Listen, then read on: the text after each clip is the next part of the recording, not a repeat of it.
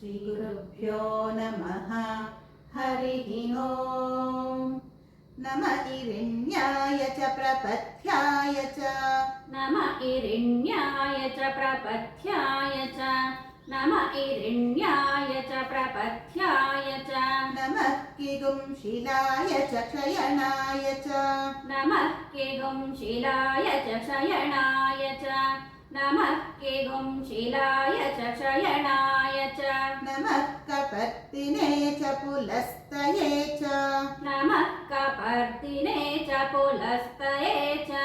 नमः कपर्दिने च पुलस्तये च नमो गोष्ठ्याय च गृह्याय च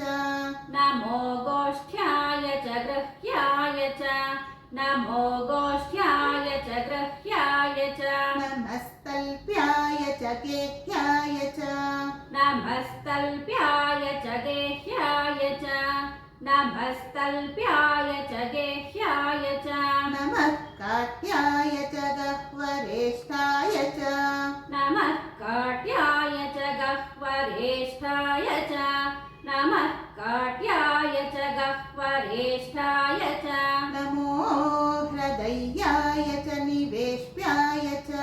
नमो हृदयाय च निवेश्याय च नमो हृदयाय च निवेश्याय च नमः पागुंसव्याय च रजस्याय च नमः पागुंसव्याय च रजस्याय च नमः पागुंसव्याय च रजस्याय च नमः शुष्क्याय च हरित्याय च नमः शुष्क्याय च हरित्याय च नमः शुष्क्याय च हरित्याय च नमो लोप्याय चोलप्याय च नमो लोप्याय चोलप्याय च नमो लोप्याय चोलप्याय च नम ऊर्व्याय च सूर्म्याय च नम ऊर्व्याय च सूर्म्याय च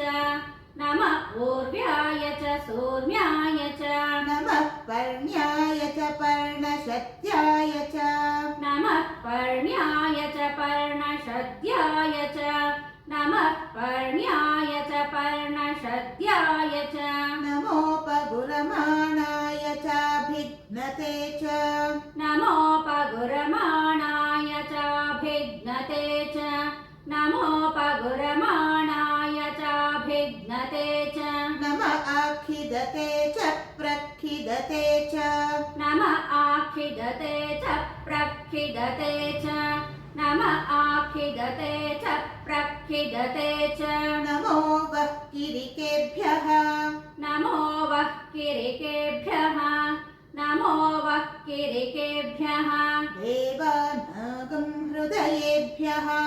देवानागुं हृदयेभ्यः देवानागुं हृदयेभ्यः नमो विक्षीणकेभ्यो नमो विचिन्वत्केभ्यः नमो विक्षीणकेभ्यो नमो विचिन्वत्केभ्यः नमो विक्षीणकेभ्यो नमो विचिन्वत्केभ्यः नम आनिर्हतेभ्यो नम आमीवत्केभ्यः नम आनिर्हतेभ्यो नम आमीवत्केभ्यः नम आनिर्हतेभ्यो नम आमीवत्केभ्यः नम इरिण्याय च प्रपथ्याय च नमः किगुंशिलाय च क्षयणाय च नमः कपर्दिने च पुलस्तये च नमो गोष्ठ्याय च गृह्याय च नमस्तल्प्याय च गेह्याय च नमः काठ्याय च गह्वरेष्ठाय च नमो हृदयाय च निवेश्याय च नमः पागुंसव्याय च रजस्याय च नमः शुष्क्याय च हरित्याय च नमो लोप्याय चोलप्याय च नमः ऊर्व्याय च सूर्म्याय च नमः पर्ण्याय च पर्णशद्याय च नमोपगुरमाणाय चाभिघ्नते च नमः आखिदते च प्रखिदते च नमो वः किरिकेभ्यो देवानागुं हृदयेभ्यो खट्केभ्यो नम आनिर्हतेभ्यो नम आम